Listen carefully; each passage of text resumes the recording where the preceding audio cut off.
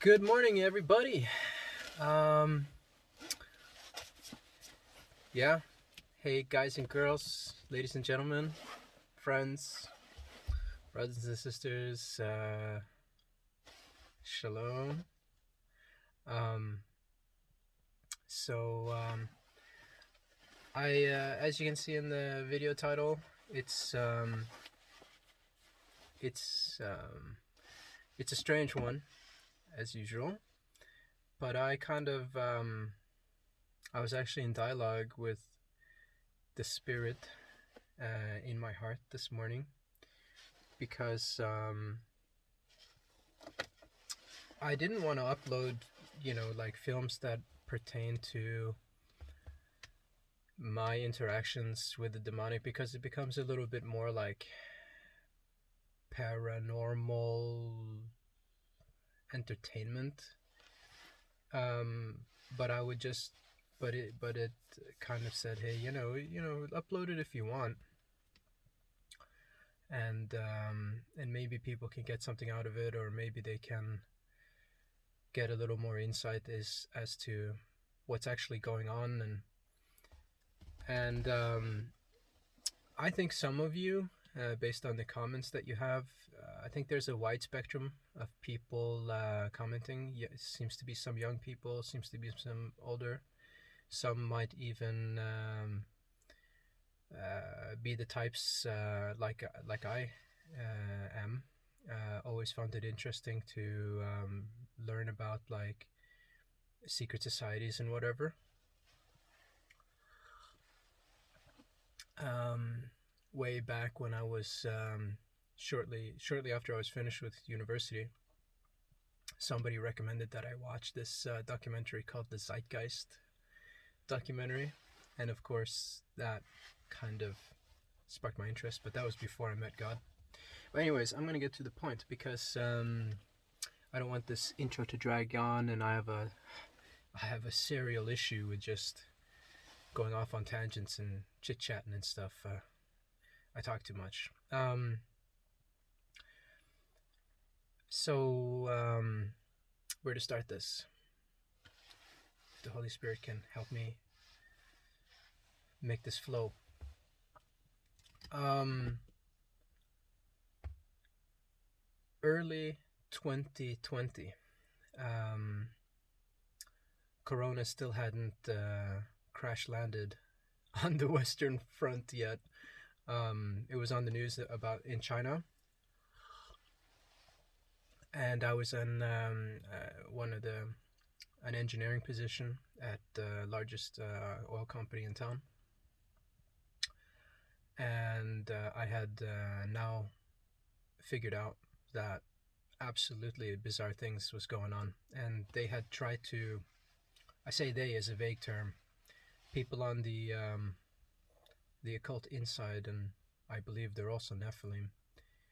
They had made multiple attempts to try to have me um, join them, join the secret societies, if that's what you even call it anymore. I don't know. Join their inner circle, and they would entice you with promises of, say, technical management positions, titles, um, new house, all that kind of stuff, or at least access to a new mortgage, something that you shouldn't be getting access to. I mean, given your acute monetary situation.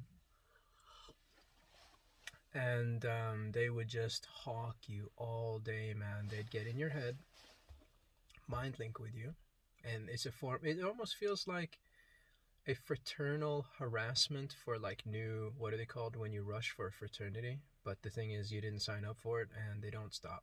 They just hawk on you all the time. They're in your head all day. They won't let you do your job. They're taking you to the last limit where it's either you quit or you say yes, and then they also let you know that even if you quit, this ain't going away. They own the whole thing. And then I'm like, is this even legal? It's like, dude, we own everything, right? And the second you think like legal and cops, next thing you know, right outside your window, there's like a police car driving by with the sirens on, and they're like, "Told you," you know. And anyways, well, I don't want to go too much into that. Maybe I'll share more about that in another video. But I had recently, maybe 3 months before, because I met God, like heart, like really really met God. I gave him my soul in late 2019, around there I think. And I was having this peak issue at I was, man, I was being, it was hard for me at least. I mean, when I hear other YouTubers like Shauna from Changes Coming, I totally recognize she must have gone through absolute hell. Um, it's tough when they drag you through the mud. Um, but anyhow, um, I was praying to God for strength and stuff and all that, and then suddenly it became tolerable. Well, I mean, I was able to just kind of carry on and rebuke them and carry on with my work. But then I'd see other things, like the work I'd hand in, they come back with, and there'd be all kinds of problems. And I'm like, I don't want to be part of this. You know, they're gonna sabotage me. And they even threatened my life again. Like when I was at the office, they're like, "You're not leaving this place today. We're gonna murder you," or something like that. It would be like that level.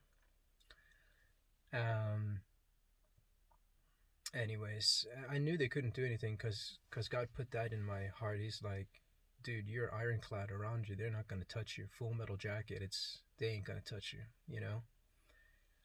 And he would have me constantly tell them, like, it's not really my style to try to like, but God would be like constantly putting it in my spirit, like, hey, tell them they need to convert. They need, because they're not thinking straight. They've sold us. They've been blackmailed. They've been blackmailed. And I'm like, whatever you got, that fancy house or whatever, if you think about it, now it's like new normal, right? When's the last time you really appreciated that? Who cares? None of that's like a big deal. Why don't you bail out? And first of all, most of these people are kind of jerks anyways. And you're a slave, They don't treat you right. What they give you today, they'll take away tomorrow. And I'd like just sort of like go through that. And then you'd hear that so many of them are identifying with that.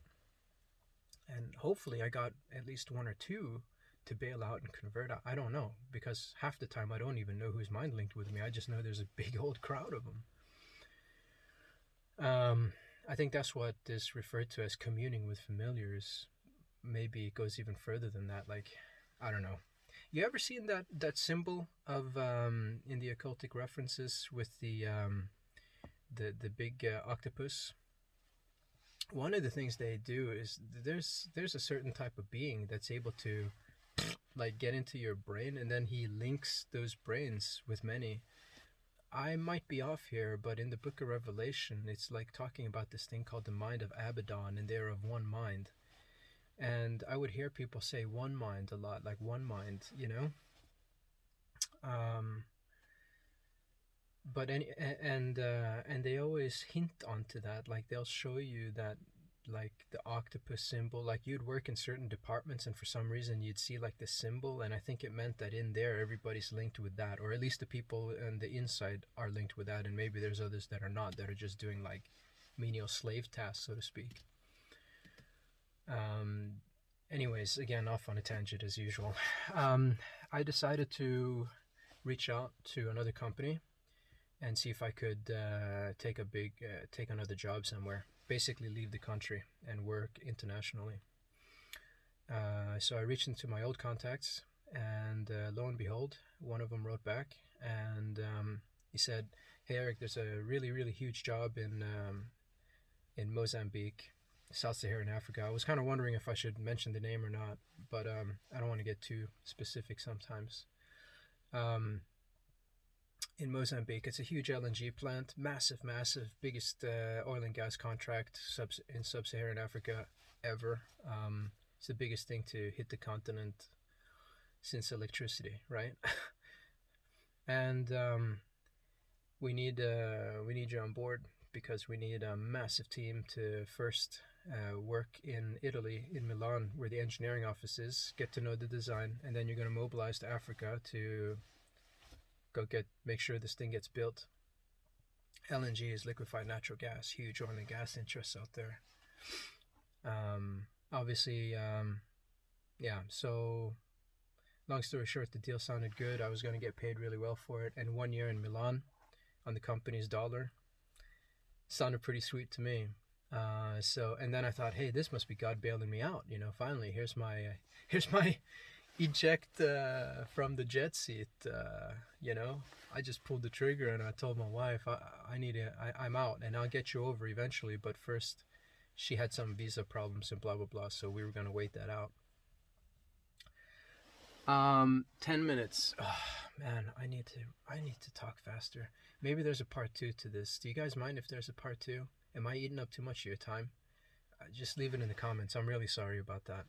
But I think I have like 15 minutes, so I'm going to try that. I'm going to try 15, and then we might start jumping into a part 2. I won't be able to wrap this up in 5 minutes. Anyways, I'm on the phone with this engineering construction company based American, one of the biggest, baddest oil and gas EPC companies out there. Again, I'm going to stay away from specific company names and stuff because that might be beyond the point anyways. But I'm on the phone with their London department talking about all kinds of HR issues and finalizing the legal paperwork to make this happen and blah blah blah, and and the bank accounts and my pay and the benefits and all that stuff and terms of conditions of work. And then shortly after that, I got a call from one of the top VPs of that division, and he's on the phone with me. And as I'm talking to him, the guy sounds like Jack Nicholson or something, and he's got this charm and charisma in the way he speaks. But when I talked to him, I noticed I already, I thought, if already in the company I was at, things are like that with the link up and the mind link and the Satanists and the inside circles, why would it be any different here, especially when I'm talking to the VP of a company it's all at the top level, And lo and behold, when I talked to him, I got that sense, something was just like, hey man, obviously don't get too, don't think you're scot-free yet. I mean, you're still talking to one of the bigger corporations out there. They're never going to be free of this issue,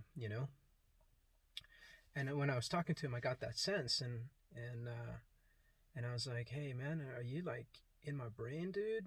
Can you like hear my thoughts as well? And he kind of hinted at that because, but I think there's a rule, like either you're totally in and they're totally transparent with you, or they're not. But the other thing is they really want you to join. I don't know why. I think that's a speculation I have. That's a little bit different. It has to do with the blessings that God's given you and where they bleed out. They can siphon that from you. It's like the flames that the kings have with God's blessing, but you don't know what's even going on, and before you know it, it's just any old dude can swipe it from you, And I think that's part of it. But I don't want to go into that in this video. So he calls and he says, Eric, whatever happens, we need you here. We want to send you over there, and if you ever have any HR problems over there in Milan, please call me directly or write me an email. We'll get it sorted, All right, cool.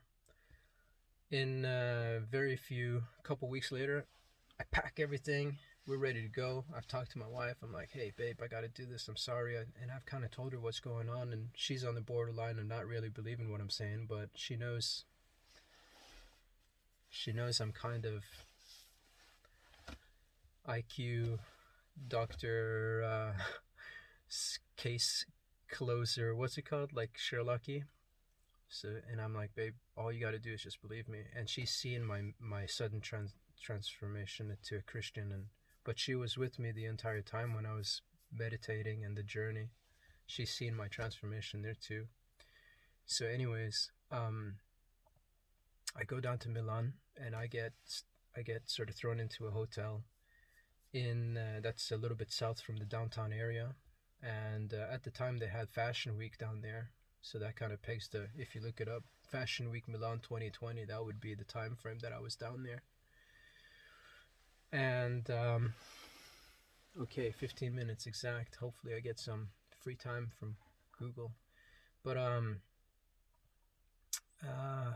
I'm at this hotel in a little bit south from downtown where the large oil companies are based. The largest Italian oil operators down there, and some of the larger engineering firms have companies down there, offices down there.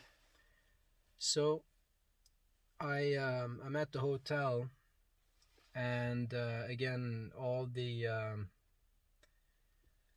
alarms are going off. Like I just get the sense that this is a hot spot for demonic stuff. And sorry, I'm just blowing off some overpressure from the coffee. I just get the sense that the alarms are going off, um, and I notice people that are communing with familiars, because there's not a whole lot of people in this hotel. Actually, it's kind of slightly run down, and there's like a lobby bar cafe that hardly anybody's at least in the middle of the day. Relatively little traffic at the hotel, but it looked like it was kind of like a big deal, maybe like in the 90s or something. Like it's had its peak and just neglected maintenance in at least 10 years. Um, and I would notice. I'm not gonna. There's so much stuff that happened in that hotel, but anyway, so I'm at the hotel, and I would feel this presence. People would be in the middle, just I was on a floor in a hallway where I was like the only person living in there, and then there was another room that people would kind of go back and forth in, on and off, a couple days a week. But man, that elevator was busy, and people would come out, and the elevator was busy to drop people off on my floor, and they'd come out, and I swear they're standing right outside my door, just standing right outside my door. I mean, come on, you know. And then they mind linked with me, trying to psych me out. Um, and I would hear like weird, like it sounded like giant lizards crawling on the outside of the windows, like you would hear stuff. It sounds like giant rats, like running around in the in the air ducting. And of course, that would be correlated with all kinds of shenanigans, and I'd hear weird sounds, and obviously I was attacked in the sleep. And I would pick up on the fact that, I was also going to the office now in the new job, in the new contract. Massive office, big things going on. And immediately I noticed that, man, this place is completely hijacked by Nephilim and stuff like that. And there was even a couple reptilians. But they don't, obviously, they project a human form, but sometimes it kind of gets a little fuzzy and you can see past it. And I was constantly getting mind linked again, like I was in the other company. And oh, a bunch of beautiful birds just flew by. Wow. Um, um, and yeah, and my direct supervisor, who had actually, I was suspecting that he was also mind linking with me, and I'm trying to do my work, and I'm like, no, I will not join you guys, because they're constantly asking, like, you'll be better off. We'll stop the harassment. Blah blah blah blah blah. And just join. Come on in. Why don't you just join? And you'd hear them actually say that once in a while. Just people in their cubicle, just being like, "Come on already, just join us." It's like, whoa. I'm going out for a coffee. And then my supervisor comes over. Like we were building. I was gonna be responsible for tons of buildings on this site. The whole production train plus all the temporary facilities for the construction workers. We were talking about mobilizing 5,000 people, building a new airstrip, landing strip to get everybody there, because this is in the middle of nowhere in Mozambique. There's not even an electrical grid. We needed to set up diesel generators to power up a whole mini city for the construction phase that would last like 5 years. Again, airplane. We were setting up deals with commercial airliners to charter flights in. huge, and I was going to be on top of the whole game there. And I'm sitting there thinking, like, what are we doing here exactly? Like, why are you guys doing this to me? I don't even have a moment to pay attention to my work. And about a week in, my boss comes to me and he hands me a piece of paper, a drawing, a schematic of one of the buildings, just one random building. And he's like, Eric, this is what we're building. And I'm like, no, this is just one of like 40 temporary structures. And he's like, no, look, this is what we're building. And I looked at the drawing, and the whole drawing is dimensioned out with 666 this, or 6 meters there, 6 meters tall. It's all 666 everywhere. The whole building is just like this cluster bomb of dimensional controls to tell you that it's the mark of the beast. And he's like, this is what we're building. You getting what I'm saying? You know? And I'm like, yeah, we getting this? And he's like, yeah, we getting this. Now, are you on board? That type of thing, right? And I'm like, I'm gonna go for a coffee. You know, I just leave, you know. And then I started to hear, like a couple days later, I would hear these crawling dudes outside the office as well, not just at the hotel. I'd hear them crawling. You can't see them, but you'd hear them crawling in between the walls and outside of the window. Again, it sounds like giant lizards. And when that was happening, I noticed everybody in the office would get like peaked, like, whoa, like, you know, demon email dropped, you know, like, what's going on? You know, I think they're like messengers. And and then we would be called in. We were called into the second in command for the whole project, at least for the engineering phase. This is a big wig kind of guy, man, you know. This is a multi-billion-dollar contract. This is huge. This is the backbone for the company for a good long time, you know. And I'm in a meeting with that guy, with my supervisor, who told me, hey, this is what we're building, right? I'm going to call him S. His name started with an S. The main boss was Italian, so I don't remember his name. S is British. Actually, the company I was working for was American, and they had a joint venture with an Italian company, so we were sitting in the Italian branch because they had a bigger share of the joint venture. So I'm sitting in the Italian bigwig's office, and I hear again these running entities in the walls, and then it ran. We were sitting at a table trying to crunch out some details, you know, before we were asking other companies to bid on portions of the work for the construction phase. And then I heard one of these beings run into the wall in this office, and the Italian bigwig, he was sitting right next to the wall, and it run and it stops right beside him. And you know what he does? He's on his laptop, and then bam, this being comes right beside him. Here's the wall, just like my car, right? Imagine there's a wall here, and I'm sitting next to him over here, and my supervisor's sitting over there, and I'm the boss dude, right? I hear this being run into the wall right beside him, and you know, he goes like this, like something just took his body. He just goes like this, and everything in him just looks like he looks like he's like this close to a heart attack or something. He's getting super red. His face is like, you know, and he stiffens up, and he looks into the wall, and his face is like seriously this far away from the wall, and it stays there for like, you know. And I'm like, yo, Sean, you know, I said his name, but yeah, yo, Sean. And then I'm just like, everyone's in here, everyone's weird, you know. And he's seriously staring at the wall. He's like getting some mental download, man. And it's like a good 10 seconds, you know. And then he just looks at us, and he looks like he's been, like, you know, straining out a big poop in the toilet. He looks red and sweaty, man, you know. And then I knew, man, this is it. This is finished. And you know, I'm a moron. I know what's happening, but sometimes I gotta be like, if I didn't see 1 + 1 = 2, you know, I'm still kind of rolling with this thing. And God's again like, hey, I just want you to tell them there's a few humans up in here. You know, I want you to reach out to them, and I want you to see what's happening too. That's what he kept telling me. He's like, I want you to see. And this is when I had a barrage of interactions and spontaneous visions from Jesus.